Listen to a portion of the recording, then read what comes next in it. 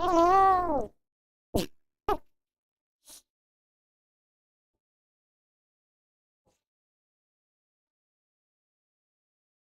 Um,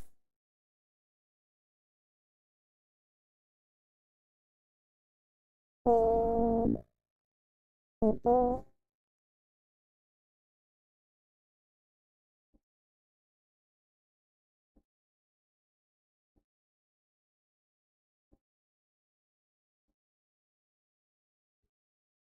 Now, now, now the sound is good. Now I have to fix another thing. I have to I have to change the some see I have big head. Now I'm fine. Okay. Forgot to plug this. This is why take some time. Really. Hello everyone. I hope you're all well. Um, Let me just.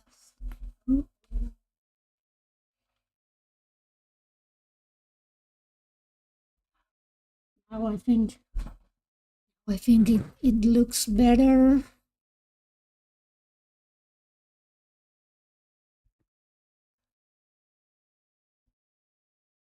No, no, Karen, it's not a show. I typed some things and then it got like that because I have some tricks like this, but I have to change the keyboards to so I don't get them turned on.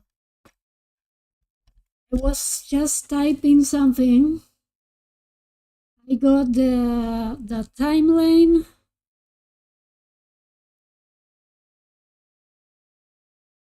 Here, but I was having a delay. Let me guys show you what I was doing. Let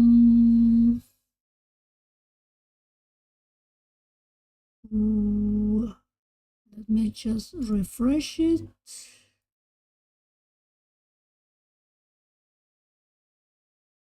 Change it now. I need timeline to that I was working on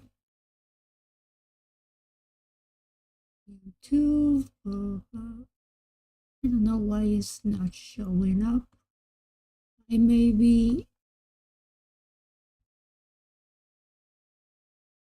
sometimes it show up, sometimes it doesn't.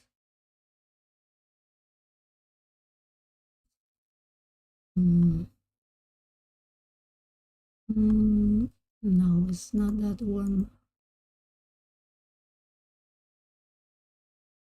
Voice matter. No. May have to make a capture here. ENT. Sometimes it works, sometimes it doesn't.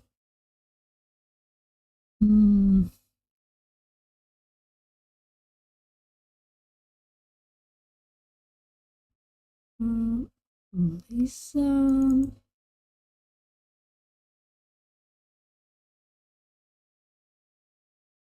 No.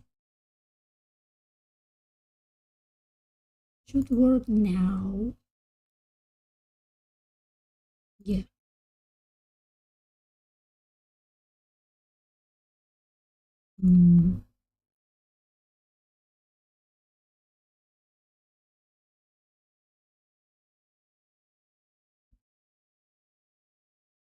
Let me see if it's opening up.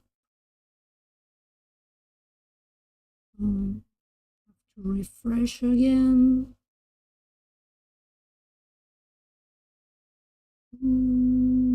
Now Canva is working. See, this is so. Now, this is a timeline I was working on from the no, this one. This is from Lisa's autopsy. I got the timeline done. I also have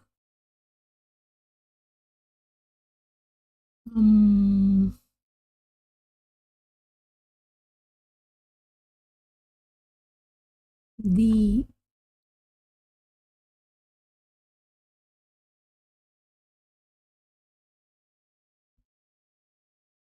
let me just pick up another thing again.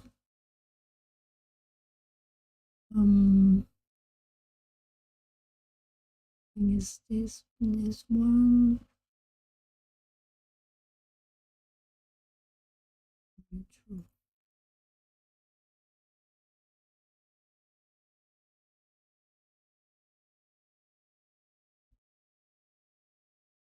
Refresh again. This is, oh, here it is. This one. This one. This is from the autopsy report. Okay, where I made that timeline from the actual files from the autopsy report, but I'm just going to focus on the timeline. So 12th, she was found unresponsive by her ex-husband at approximately 10:15 after about 10:15. So this is what I got. 10:15 a.m. She was found unresponsible by Danny Keogh.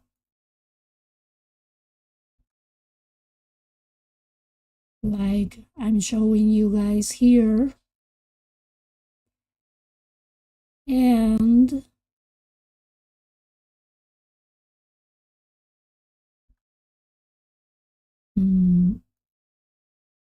approximately 10 to 15 minutes of downtime. The ex-husband called 911. I know this is repetitive, but I'm reading the document. Paramedics arrived at the scene approximately 10 minutes, and were able to achieve the return of spontaneous circulation. She was transported to the hospital via ambulance and arrived at 11:21 a.m.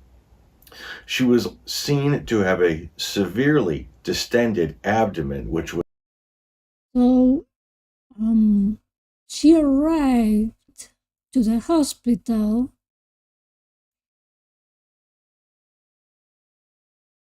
to the West Hill Hospital American Center about 11:21 a.m.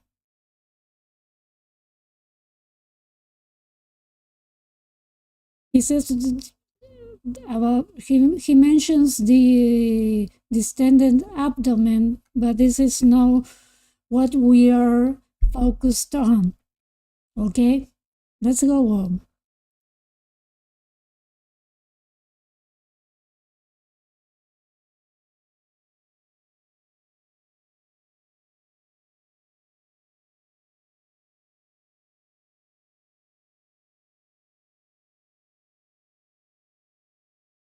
Again, in this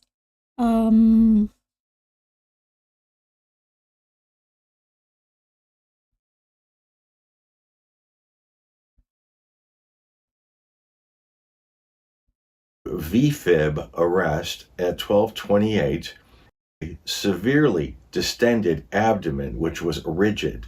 While in the emergency room, the decedent went into VFib arrest at 12:28 and again at 1:01 p.m. So,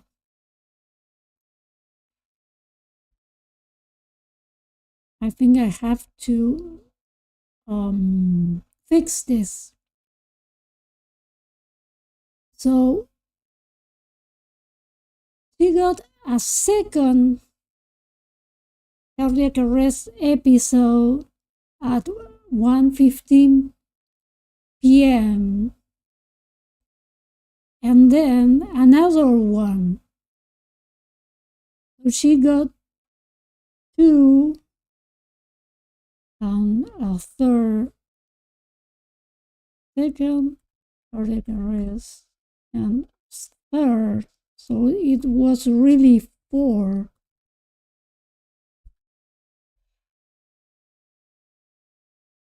I thought it was just 1, but then she got second and third cardiac arrest. So a temporary pacemaker was inserted.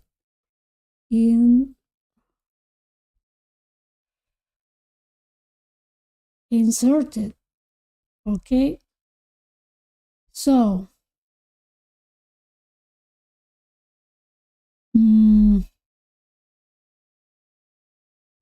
let's go back to the video, okay? After a return of spontaneous circulation was achieved, a temporary pacemaker was inserted at 1:15 p.m. She was then admitted to the ICU for further management. A head CT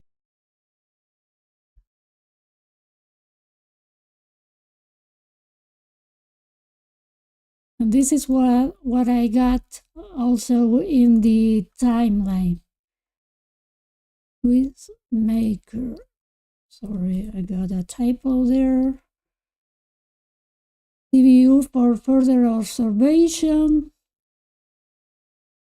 A head T show anoxic brain injuries is going to this is what he's going to mention. Okay. He showed evidence of severe anoxic brain injury. Now, that is the loss of oxygen. And they always say, if you lose oxygen, if you stop breathing, you'll get brain damage. It usually takes a few minutes. They say around 4 minutes for that to happen. But after 4 minutes of... After 4 or 5 minutes without oxygen in your brain, the brain allegedly shuts down. And then it starts a process of severe damage. Okay? Allegedly, I'm not a medical doctor or whatever, but this is what is supposed to happen. Okay? No oxygen to the brain, it starts breaking down, thus brain damage.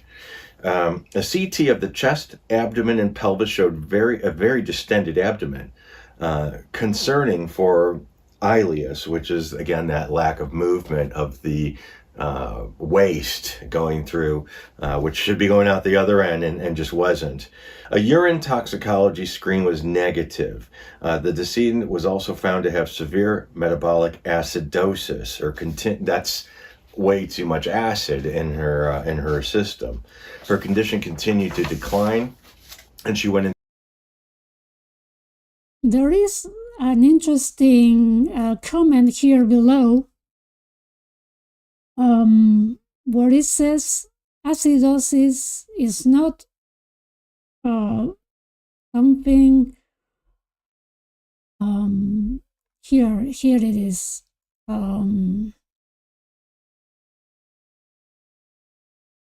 A paramedic here. I'd like to shed some light on metabolic acidosis and what actually killed Lisa Marie according to this report, especially for those not medically literate, as it can be hard to understand. To clarify, metabolic acidity has nothing to do with acid in your stomach.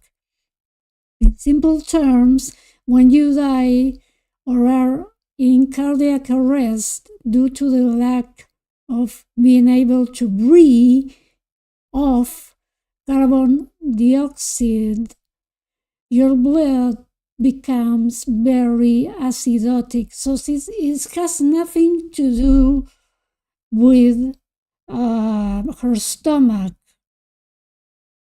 the acidosis, okay? So this is something that has to be clarified because it can turn it, it can get very confusing, okay? The cardiac arrest at 4:48 p.m. Despite all resuscitative measures, she was pronounced dead on January 12, 2023 at 5:08 p.m. And this is again. Well, so this is what happened according to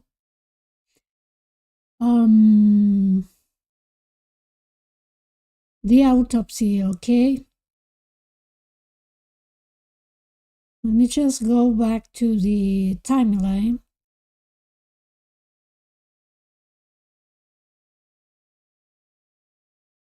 Another, this would be the fourth cardiac arrest, cardiac episode. This is according to the autopsy. Then, when we go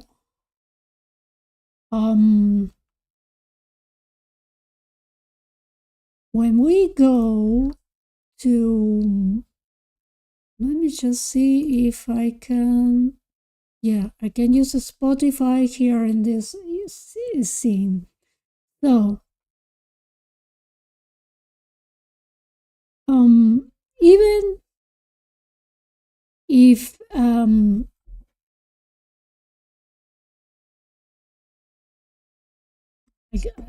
I was saying, even if you go to the cardiac, she went to cardiac arrest for a fourth time, according to this report, or what this guy from Dearly Departed Tours with Scott Michaels read. Okay, this is what the autopsy allegedly said. Now, Riley, this is what Riley said actually in the memoir, and this is what I want you guys to listen to.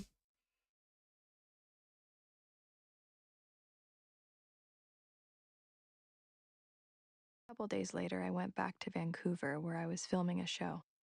I found myself checking in via text more than usual, but she was less responsive than she normally was. My worry deepened. On the morning of January 12th, my mom texted my dad and said, "Can you please help?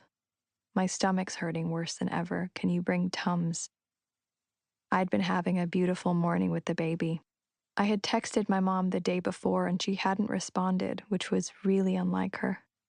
When my dad called, I knew something bad had happened. "It's your mom," he said, "and it's not looking good." My heart stopped. By the time he had gotten to her with the Tums she'd asked for, the housekeeper had found her on the floor. "They think she's had a heart attack," he said. "She's in an ambulance now. They're trying to resuscitate her." I went right to the airport and got on the first flight I could back to LA. For the whole car ride and then while I was in the air, my dad and my husband were texting me. "They're at the hospital now. She's still alive. They've resuscitated her. She has a pulse now. They're doing a scan to see what happened." I had my best friend with me on the plane. Well, the scan was here. And CT scan show anoxic brain injury, but at the time, Riley didn't know, okay?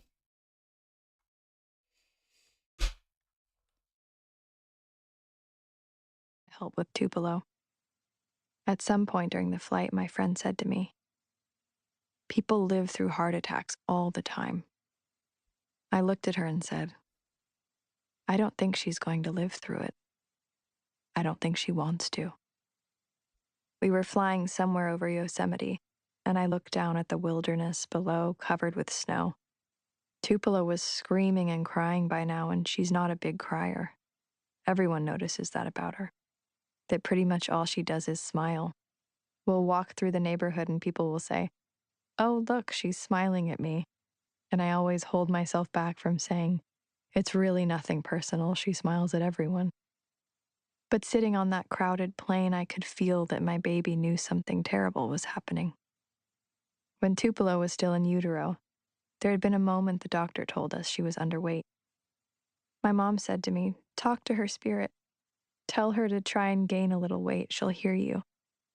So I did.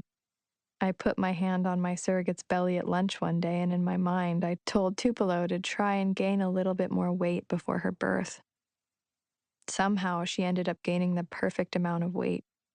Maybe it worked. On the airplane home, I felt like my mother was between two worlds, being resuscitated, falling, resuscitated, falling. I wanted so badly to be there with her, spiritually at least, and tell her that I supported whatever she wanted to do. I closed my eyes and talked to her spirit just like I had Tupelo's. If you need to go, go. If you need to stay, stay. We were somewhere due west of Death Valley when the text from my dad stopped. I couldn't bear the silence for very long. I texted him, but I already knew. It was 5:18 p.m. when my father texted. "She's in cardiac arrest again. Oh God." At 5:19 he wrote, "Can you call me?" We were somewhere due west of Death Valley when the text from my dad stopped. I couldn't bear the silence for very long. I texted him, but I already knew. It was 5:18 p.m. when my father texted. 5:18 p.m.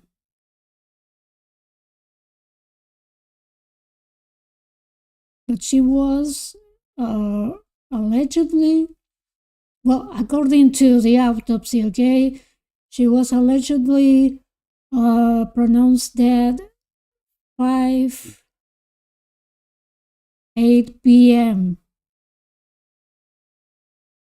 And at 5:15, Danny stopped texting her. He was supposed to be dead by then. I don't know which time since it's weird, okay? It doesn't have to precisely match. Since it's a traumatic situation, I don't know. You can't be so precise to go exactly to the exact time at the exact moment, but it was around that time. Okay, let's go on. "She's in cardiac arrest again. Oh God." At 5:19 he wrote, "Can you call me?" "No, I'm on the plane," I wrote.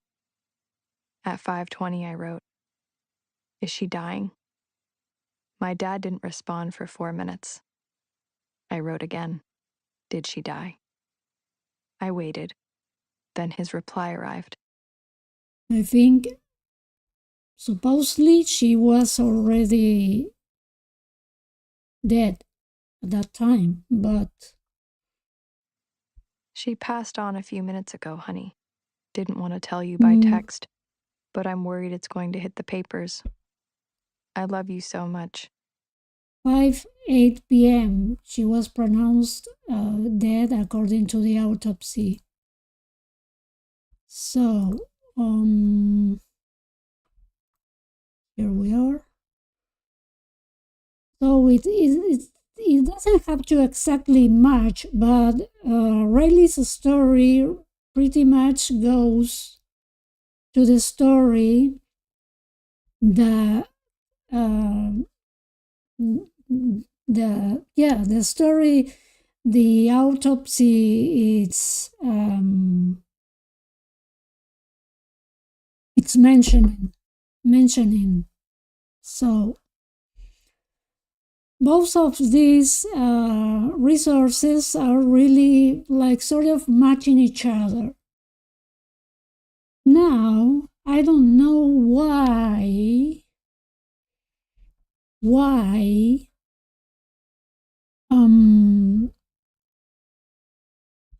Brigitte Kruse is claiming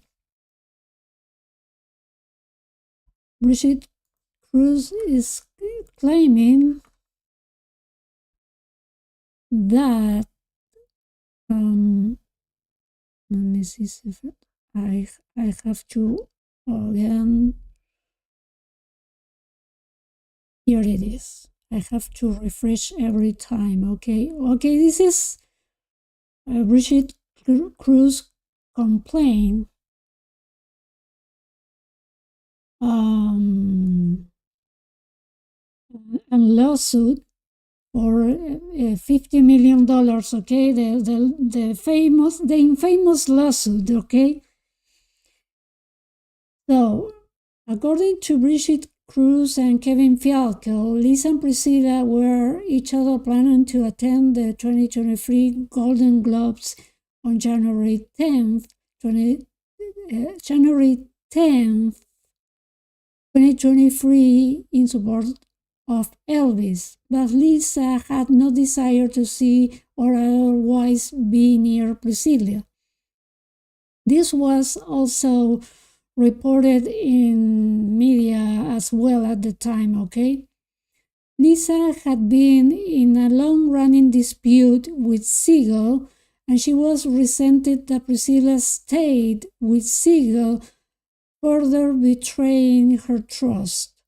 Crucially, Priscilla was aware that Lisa was getting ready to remove her as the sole trustee of Lisa's irrevocable life insurance trust and was otherwise threatening to sue her. Kruse and Fialko nevertheless worked to keep the family together, working with Priscilla's publicist and arranging for Lisa and Priscilla to walk the red carpet together and sit next to one another at the event. Lisa was noticeably ill, complaining to Priscilla about her health.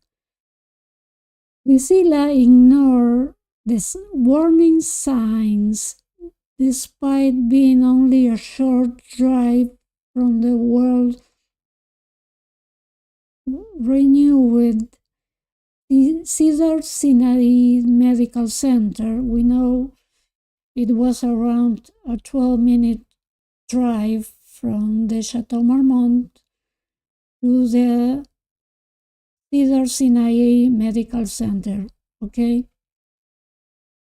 Instead, Priscilla claps to the spotlight going to the Chateau Marmont for drinks with Lisa, who was taking medication as well, kind of weird, and then sent Lisa on a long drive to her Calabasas home.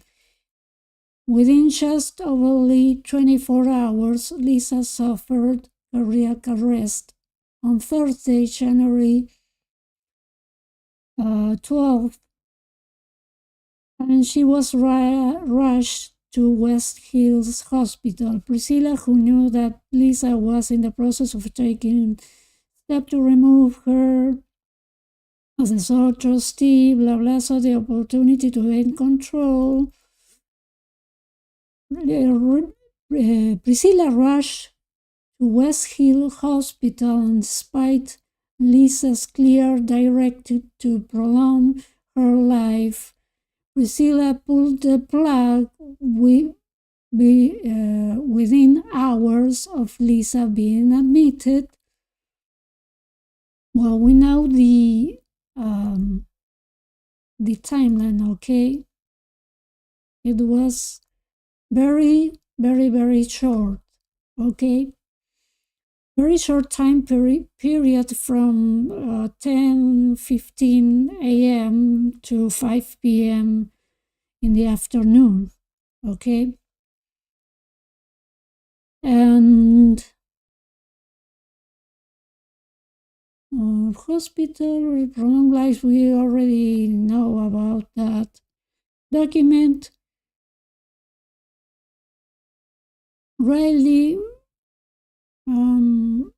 been admitted before her granddaughter Riley was able to get to the hospital, demanding that Kruse issue a statement to the media so she could control the narrative. Priscilla demanded that a statement be released immediately, stating, "It is with a heavy heart that I must share the devastating news that my beautiful daughter, Lisa Marie, has left us." Priscilla knew that Lisa's death neutralized the threat of Lisa's efforts to have Priscilla removed as sole trustee of Lisa's irrevocable life insurance trust, and Priscilla ultimately wanted to control the promenade trust and Graceland. At her house the following week, well, we already know that Priscilla exclaimed, "I'm the queen, I'm in charge of Graceland." Then,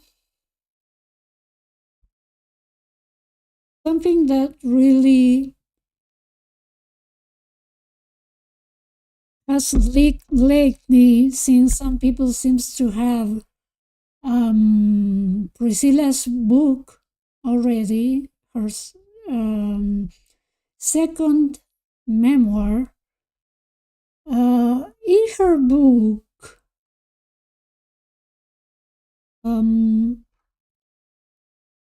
Priscilla states that she actually pulled the plug. So this is really, really confusing to me, because let me just go to that part.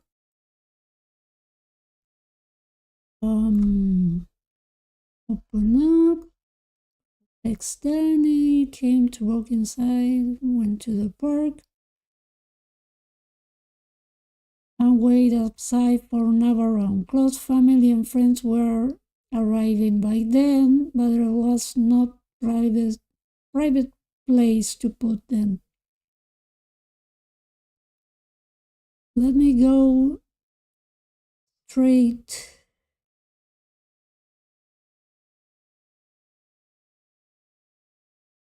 I knew from the first moment I walked into Lisa's hospital room that she was already gone. She was hooked to a machine that was breathing for her, and she had a heartbeat. There was little brain activity. Her spirit, always so vital, wasn't there. So,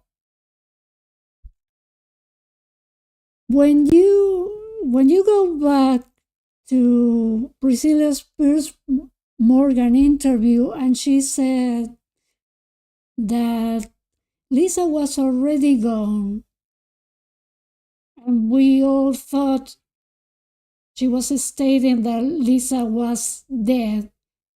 Now she can claim, according to this book, to her book, that when she implied that Lisa was gone, It wasn't that she was actually dead, but that she was hooked to a machine that was breathing for her and she had a heartbeat. It wasn't like she was dead, but she was gone, like, you know, she wasn't herself anymore. Like she was sort of in life support and nothing else. This is something that she could claim, okay? Now, reading her memoir. So when she told Pierce Morgan that she was gone, when she arrived to the hospital, she can imply that she was referring that Lisa wasn't herself anymore. She was attached or hooked to a machine. Okay? So there was little brain activity. Her spirit also vital wasn't there.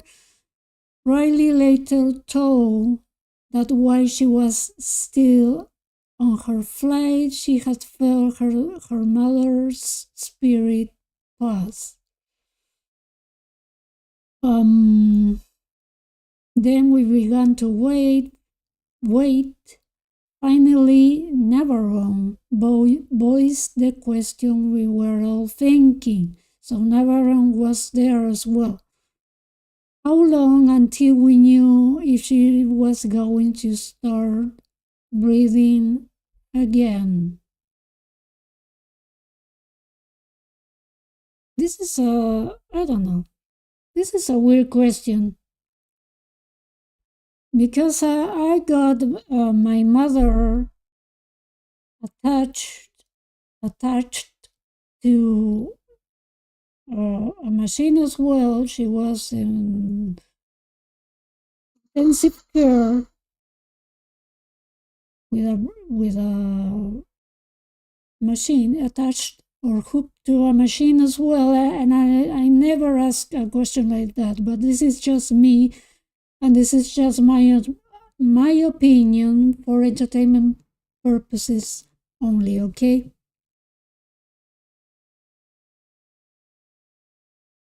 Then the doctor said it could be 2 minutes or it could be 2 days. After 2 hours, Navarone couldn't take the anxiety any longer. He left to go into another room. The others were allowed in 1 or 2 at that time. Danny and I remained holding Lisa's hands, stroking her face, telling her we loved her. Let me just compare the page. At one point, I remember the nurse took me into the other room where Evie stepped forward to meet me. The nurse told Evie to see to it that I ate and drank something. My cousin took my arm, and then we heard an emergency alarm from Lisa's room. It was a code blue. Lisa's heart had stopped. As I started back to my daughter, the nurse detained Evie and spoke to her in a whisper.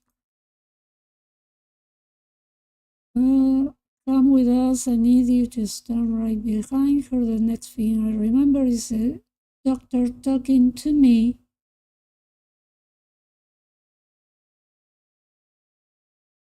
He asked me what I wanted him to do. They had restarted Lisa's heart,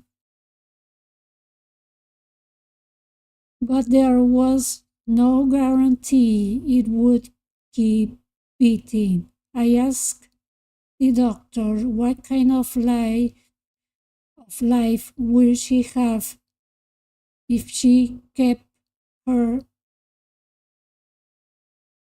on that machine. What kind of life will she have if we keep her on that machine? He looked at me with compassion and shook his head. No quality of life at all. Well, as we know, from the timeline, her head CT show an anoxic brain injury. So most of her brain was damaged or with little brain activity. Okay, allegedly for entertainment purposes only. Okay, so let's go back to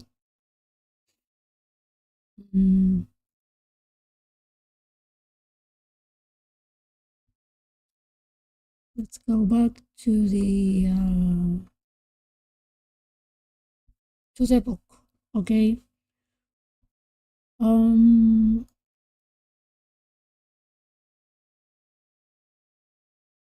I said what I had to. Take her off the machine, doctor.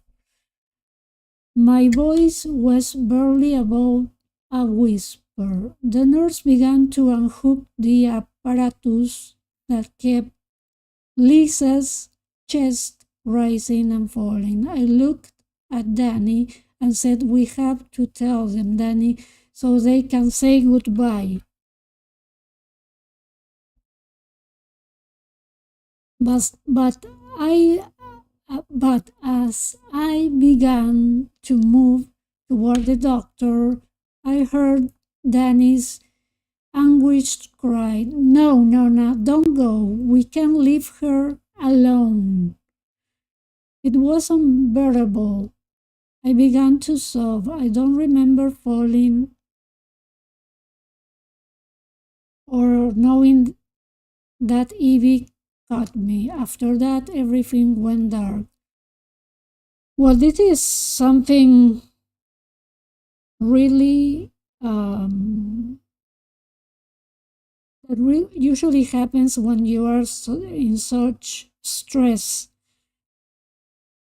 Maybe even fainting when everything turns dark, and you start to forgetting things and remembering things when you are such under great stress.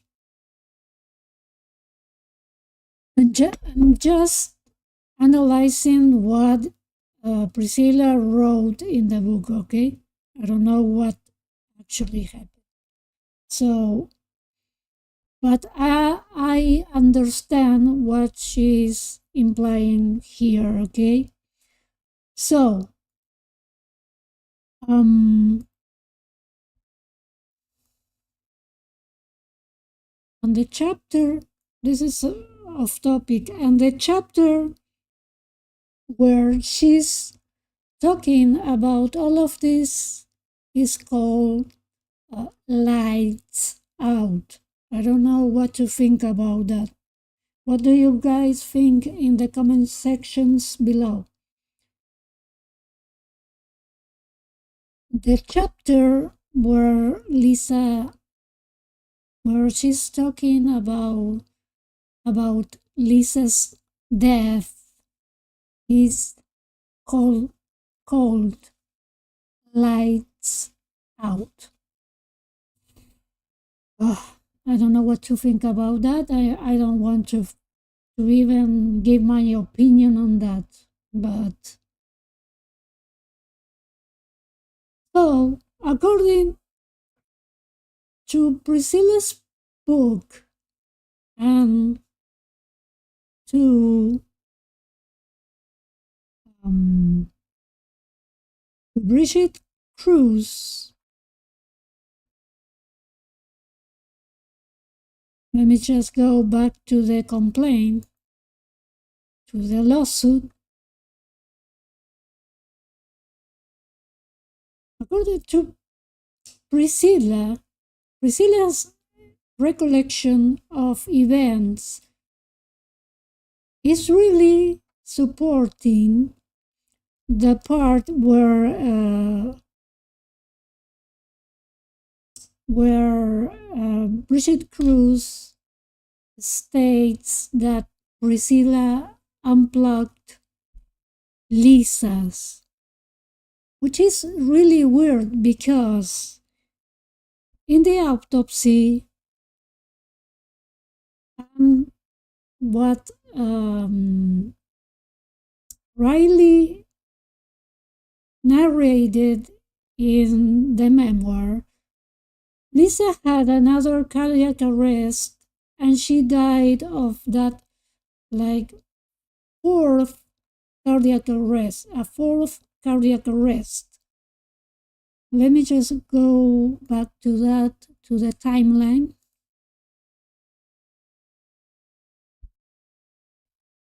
Taking in consideration the autopsy, what is narrated in the autopsy, and oh, hello, my friend. Hi, hello, my friend.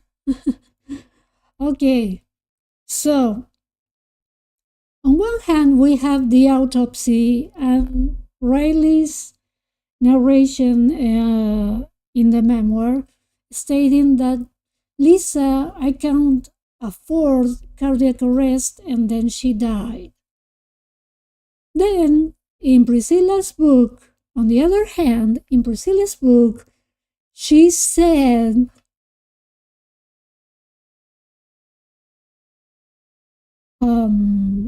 let me go back. She said oh no, I was already here. Take her off the machine, doctor. My voice was barely above a whisper. This version, I hope you guys can see it. Let me just see if I can share the screen. Right there. Oh, I don't see it. Okay, either way. Let me just see if I can. Here it is. Okay. This is where it states, take her off the machine, doctor, which doesn't seem to match with the recollection of events of the autopsy and the recollections of events of Riley in the memoir, since she was told that she had another episode, another cardiac arrest. I count fourth one, and then she died, passed away. So this is really confusing to me. It's not making her look well, I think. Why she didn't attach to the official version of the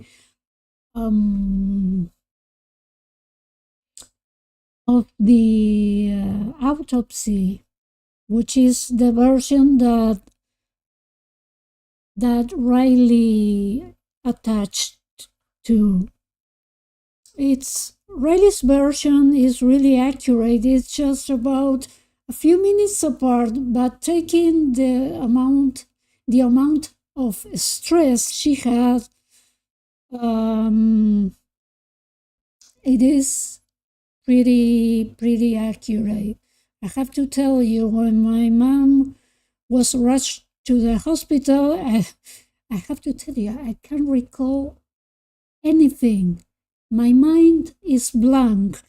So the fact that they can remember something, for me, it's really impressive, because I deleted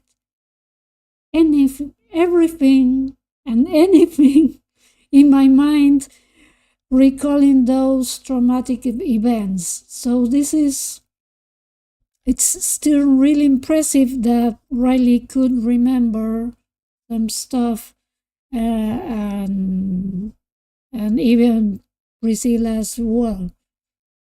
My mind is completely blank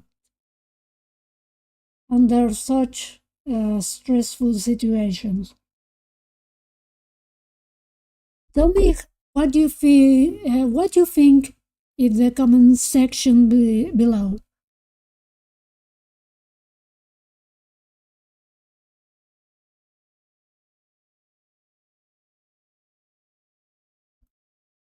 Okay.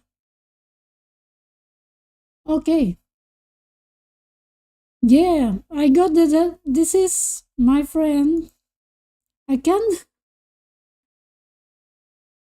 I mention you? Can I mention the source of the document?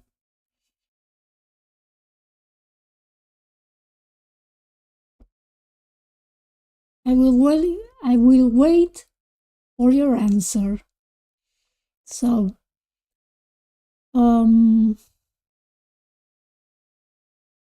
well, I was just here. I'm going back to the timeline. I don't know why Priscilla would say something in her book that is not really beneficial for her, and maybe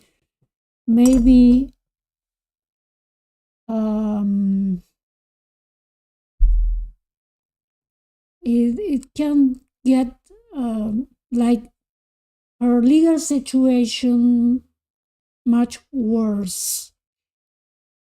She could just have told, yes, she had another cardiac arrest and she died. And that wouldn't compromise her in any way, I think. But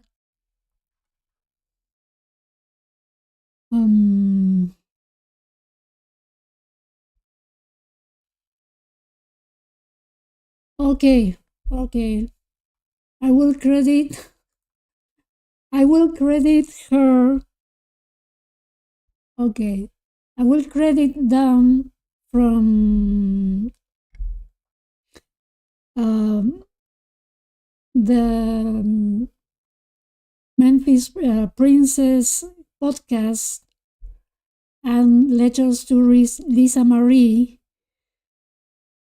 for sending us the document, okay? The complaint from Brigitte Kruse, okay?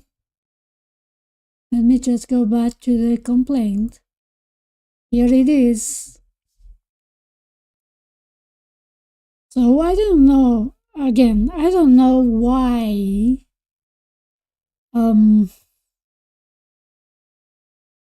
she would admit in the book, in her book, her memoir, Softly as I Leave You, that is going to be out in September, allegedly. I don't know at this point what would happen. She would say that she literally said, take her off the machine, doctor. Okay? She's like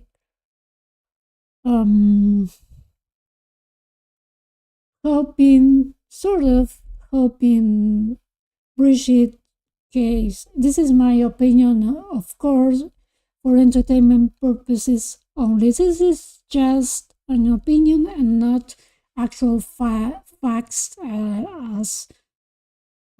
the truth itself. So, let me go just to that part of the exhibit. Exhibit E, no, exhibit D, exhibit C. Oh,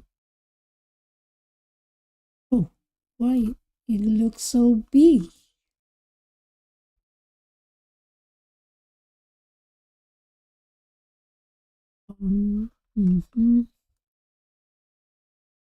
Oh, Priscilla. No, here it is.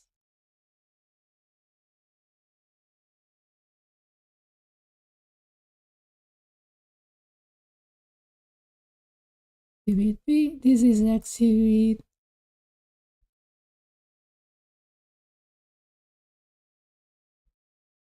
Oh. I just want to move this forward. Okay, here. I will have to blind that part of the witnesses. I will have to cover it for legal reasons. Okay, I didn't want to go to that page. Anyways, in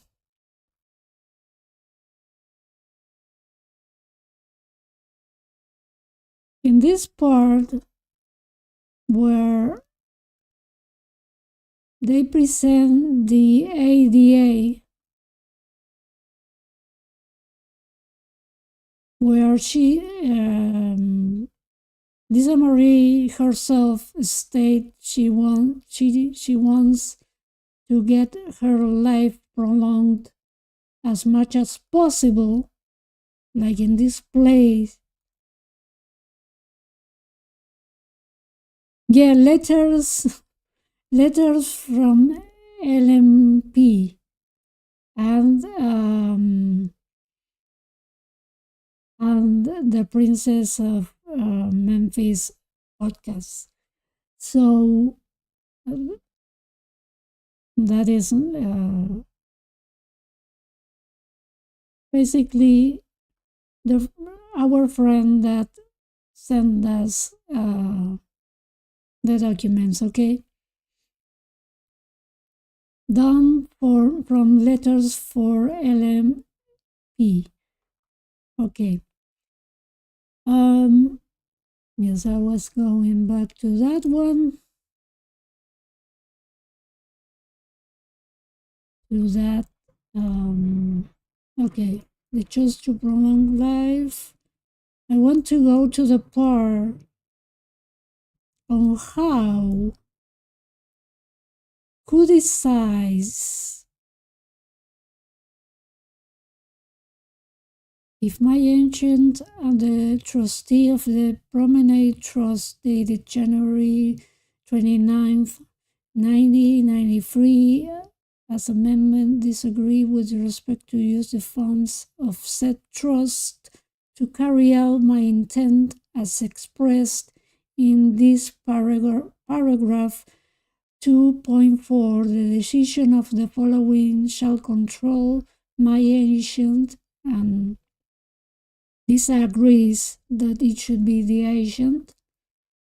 But I want to go to the part of who should decide. This is a part of the funeral. No sub-funeral. Remains. She wanted her remains to be buried. I want to go to the part where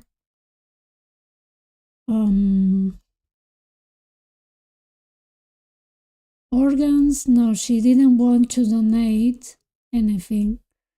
I don't want to give any organs, tissues, or parts. Raised to authority, then it's signed by Lisa herself.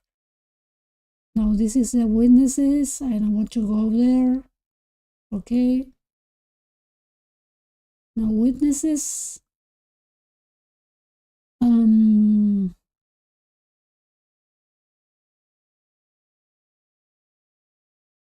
Where is it? I already read it, but it says none, Harper's Finley. Oh, here it is.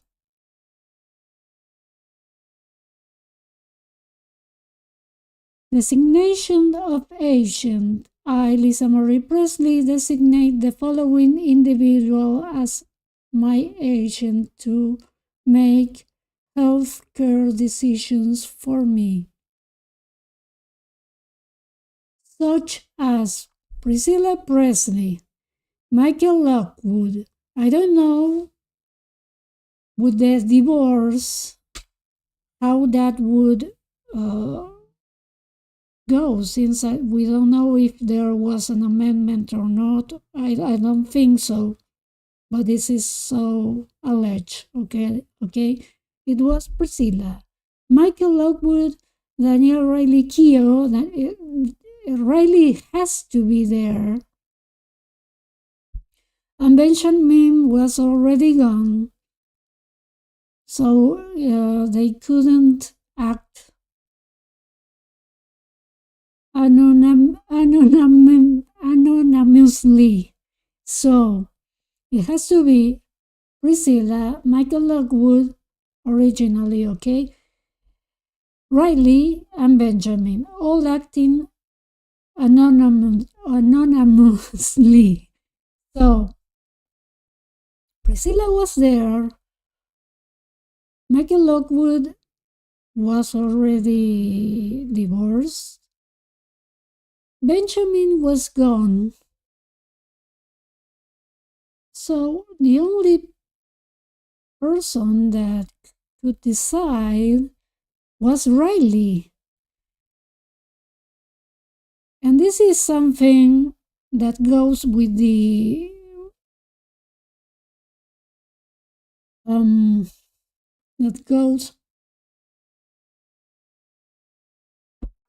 with thinking that Priscilla had to wait for Riley to be there to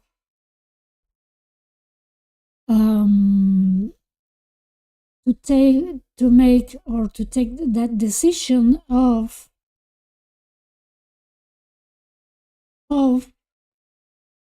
taking the machine off.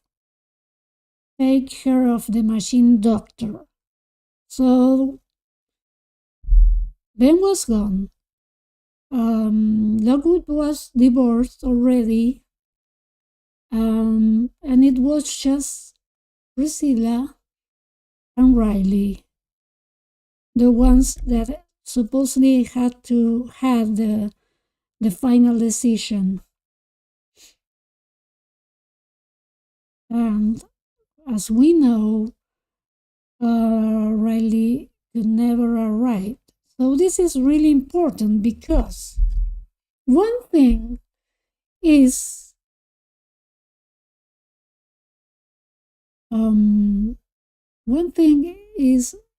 that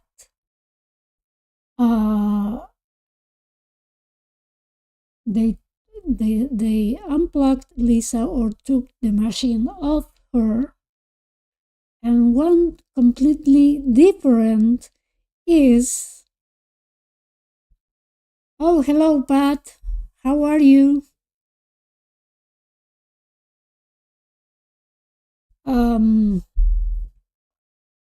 one thing is taking the machine of Lisa, and the other is if she had a fourth cardiac arrest and she then eventually was pronounced dead at 5:08 p.m.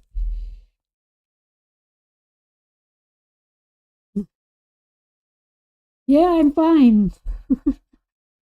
I'm fine. I'm just trying to figure out why Priscilla would say that she took the machine of Lisa if the autopsy states that she had a fourth cardiac arrest and she then was pronounced dead.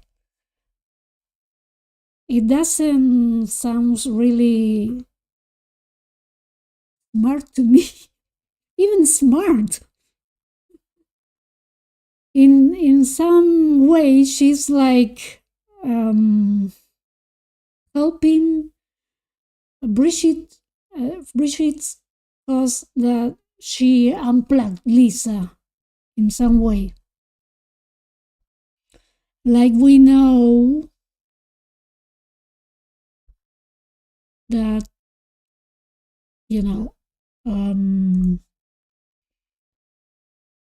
Brigitte stated here in the document. Let me just go back. Oh, come on. I don't know what happened. I have to refresh.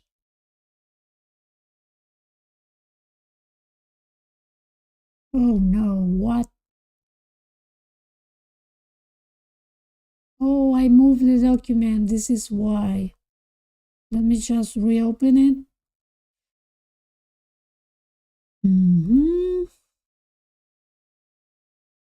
The complaint. Okay.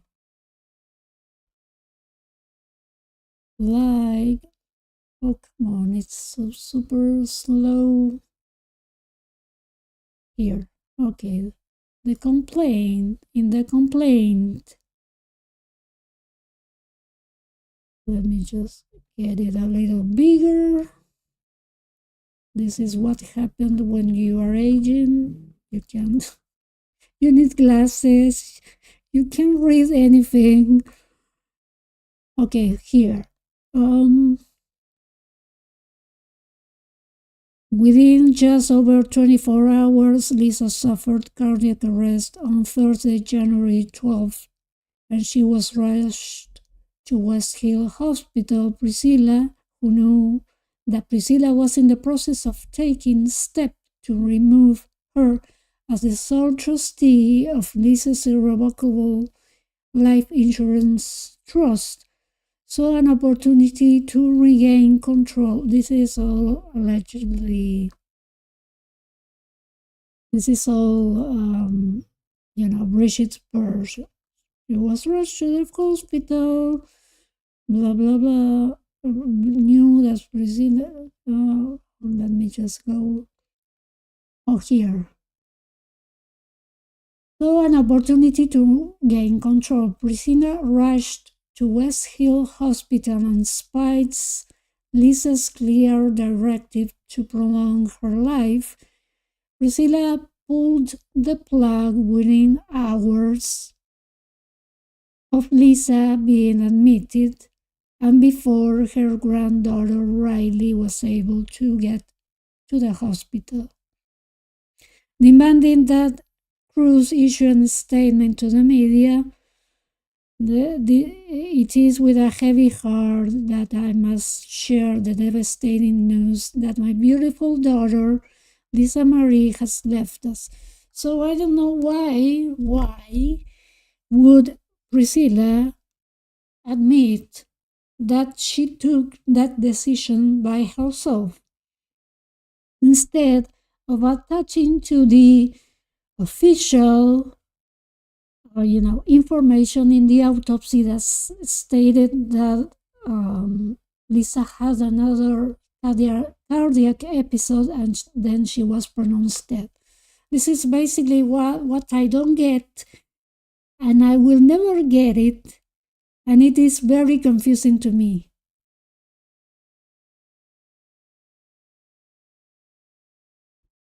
What I want to know is, did Riley know Priscilla was going to do this? Well, I heard the audio from from Riley's and Lisa's memoir, and Riley didn't know. She got into the plane, and then when she was on the plane, Lisa was pronounced dead. This was around 5:50, around that time that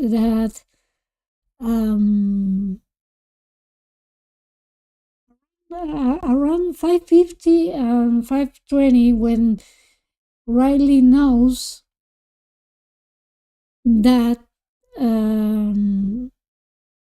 Lisa was gone. She finds out because Danny stopped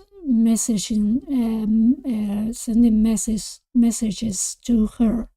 So why the pacemaker maker, according to the timeline and the autopsy report,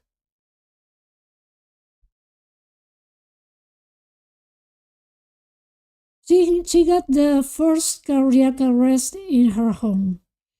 Then she was rushed to the hospital, West Hill Hospital American Center, around 11:21 a.m.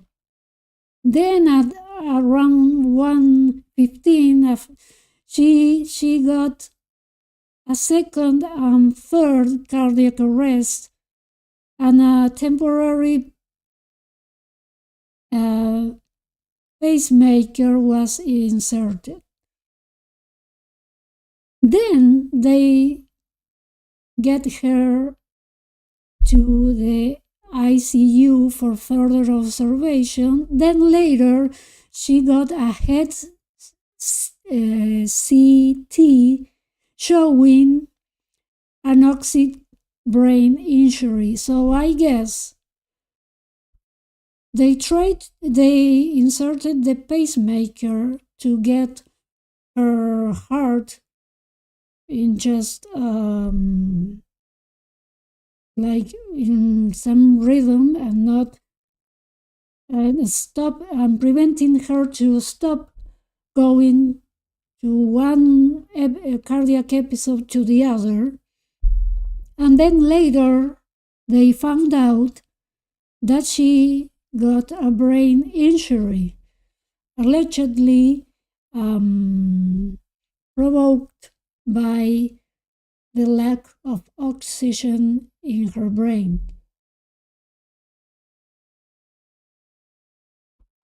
Then at 4:48 p.m. she got a fourth cardiac arrest or cardiac episode. I don't know the exact name.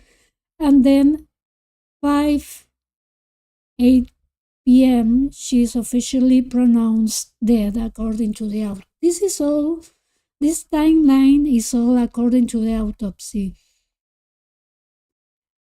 With Riley's version, there is a slightly different story, but it's just a minutes away, not big deal. So we have to take in consideration, maybe Danny didn't want to tell her. Even in such stressful situations, you can get exactly the time. Like I said, I will go blank. I don't remember this sort of traumatic stuff myself. When my mom was rushed to the hospital and I was in such stress, I couldn't remember a thing. I don't remember anything, and my mind went blank. So I don't know how. It's really remarkable for me that with all this stress, they can't remember anything, because I can't. This is my what happened to me, okay? So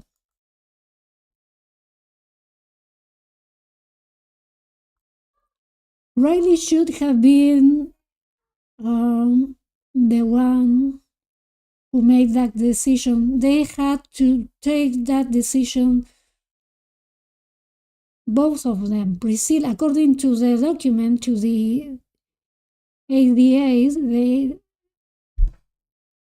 the two of them that were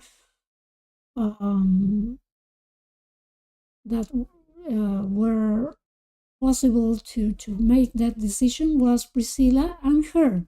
So she had to wait for Riley, according to the, again, to Brigitte's document, to Brigitte's exhibit. It was the ones who had to make the agents that had to make the decision were Priscilla, Michael Lockwood. Lisa was already divorced, so he doesn't count. Ben, who was sadly gone, and Riley. So they had to make the decision, both. And so, and we know that Riley was on the plane, and Lisa died when she was on the plane. So I don't think, at least from what I read, I heard from the memoir, Riley didn't know anything about that. Let me see if I can get it back again to listen.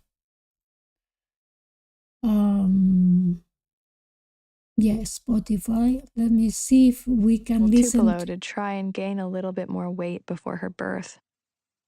Somehow she ended up gaining the perfect amount. Go. If you need to stay. Oh, here. Resuscitated, falling. One day, and in my mind, I told Tupelo to try and gain a little bit more weight before her birth. Somehow she ended up gaining the perfect amount of weight. Maybe it worked.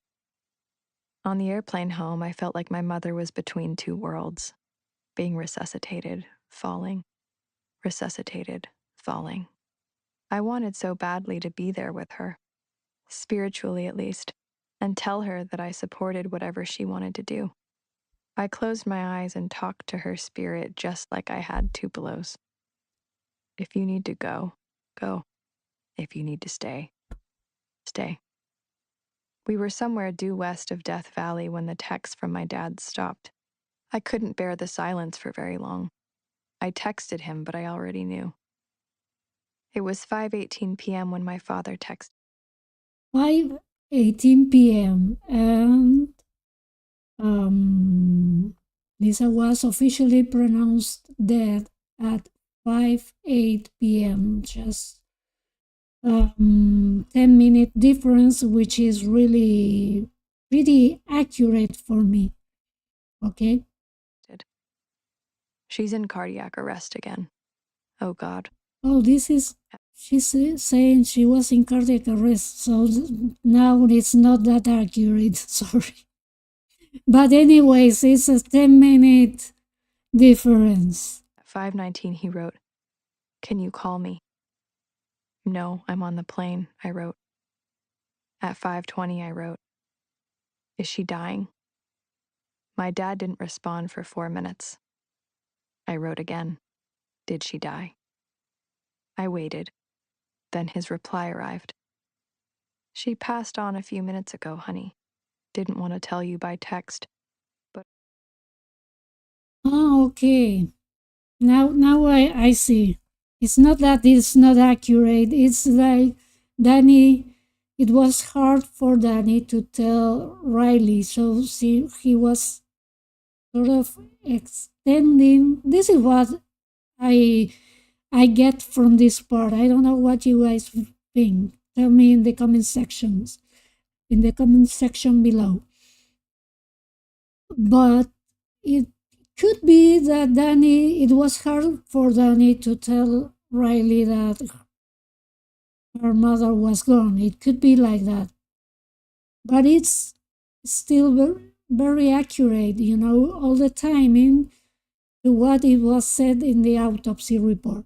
But I'm worried it's going to hit the papers. I love you so much. I'm really sorry to tell you like this. I don't want you to be blindsided when you get off the plane. Mm. My father was my mom's biggest protector throughout her whole adult life. See, so this is really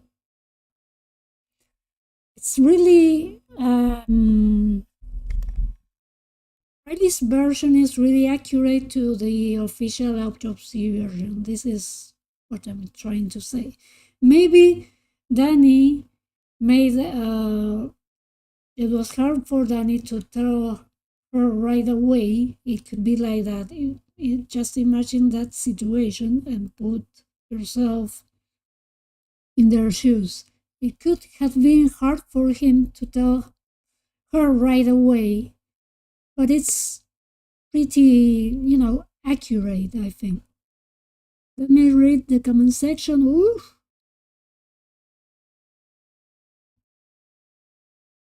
Do you feel Brigitte has solid proof that Priscilla pulled the prank? She's even admitting it in her memoir, so this is the weird thing.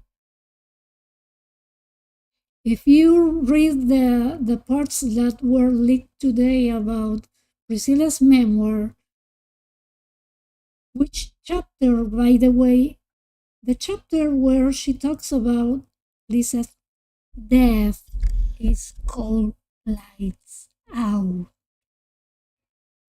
I don't know what to think about that, but I don't know. I don't know. This is so. Anyways, I'm trying to be empathic to her, but she doesn't let me sometimes. I don't know if Brigitte has proof, but I'm confident others do. I don't know. She's admitting in her memoir that she. Let me go straight to the.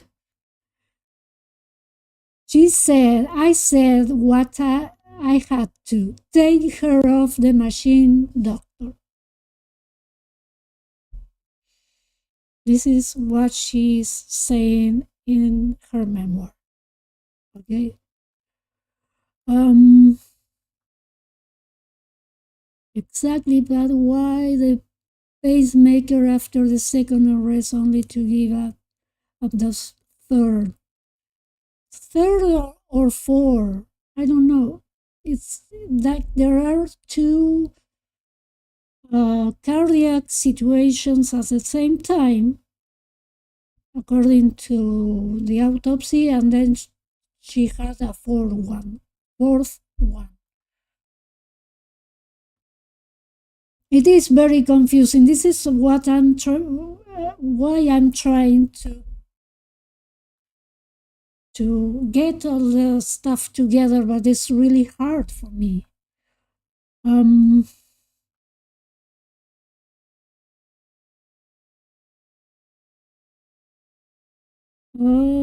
Someone said on Louis' channel that Riley might not have minded Sila signing. Sorry, that was an awful typo. Sila's signing the DNR because she felt her mother passed on the plane. I think that is probably correct. Yeah, that makes sense. We're trying to make sense of all of this because it is so Why did it take so long for the results? Very interesting question, but unfortunately, a lot of inaccurate things have been written about the autopsy, so it's hard to know for sure. That is another, yeah, because I think uh, what we had haven't been read by doctors. So this is why it's all very confusing, like the acidosis, that is not about the stomach, it's about the Lisa not being able to breathe by herself for so long, and even the brain damage. Casey, I don't think we'll ever know, and to me it's heartbreaking, yes. Also, how do you have sepsis, bowel obstruction, but not toxic acidic stomach fluid, but only toxic acidic blood? Make no sense. There are many questions I think we have to go back again to the autopsy, but the I would say the chemicals on her body, and that what is provoked by the bariatric obstruction, lead to the cardiac arrest. But I'm not a doctor, so this is very hard to explain. But that is an interesting question, by the way. This one.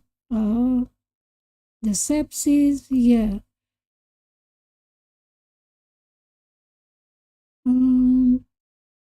Okay, it's okay now. You're just fact checking yourself, which is a good thing. Yes, I'm trying to fact check everything.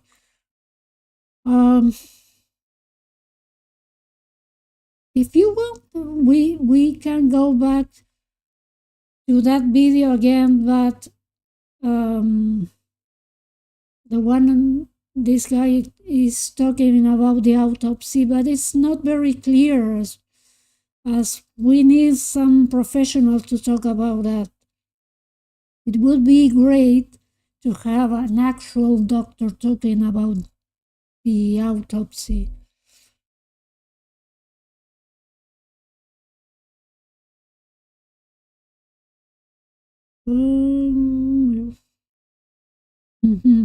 I know. I don't know if I should show what you guys sharing in the comment section, but yeah, I agree with both about Riley. Okay, I don't think she can do much, but and she has to keep things for herself, knowing how Priscilla is. But this is just my opinion for entertainment purposes only. Okay. See, I agree. You can tell went out of a way to respect her privacy, but Priscilla did not. No, Priscilla and privacy are not going in the same boat.